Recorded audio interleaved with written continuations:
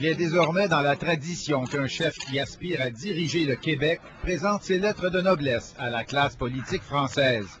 Le chef du gouvernement, Dominique de Villepin, a accordé un entretien d'une 50aine de minutes au chef du Parti québécois.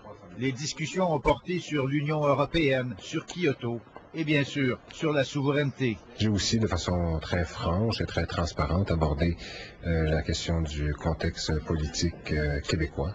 Et là encore, j'ai bien senti que le gouvernement français a bien compris le message des souverainistes. Ségolène Royal n'a confirmé sa rencontre avec André Boisclair qu'à la toute veille de son arrivée à Paris.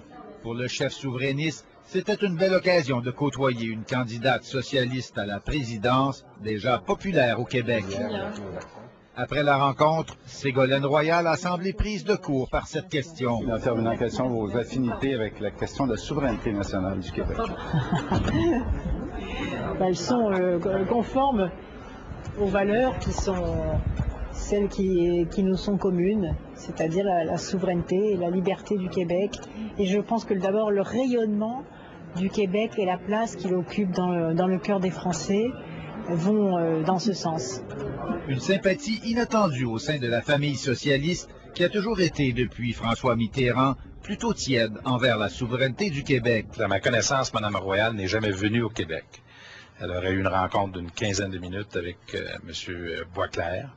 Et ce que je sais, c'est que l'avenir du Québec, ça va être décidé. C'est une chose que les Québécois décideront. Eux. Pour Stéphane Dion, c'est une erreur de jugement. Ça nuit à sa crédibilité. Il ne comprend pas, je pense. On ne s'ingère pas dans les affaires d'un pays ami. On ne souhaite pas le démantèlement d'un pays ami. Stephen Harper, dans un communiqué, se fait professeur de politique étrangère. Il est tout à fait inapproprié, dit-il, pour un leader étranger de se mêler des affaires démocratiques d'un autre pays.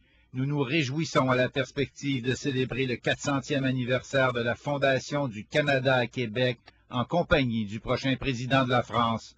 En retour, nous nous attendons à ce que le prochain président comprenne l'histoire que nous partageons.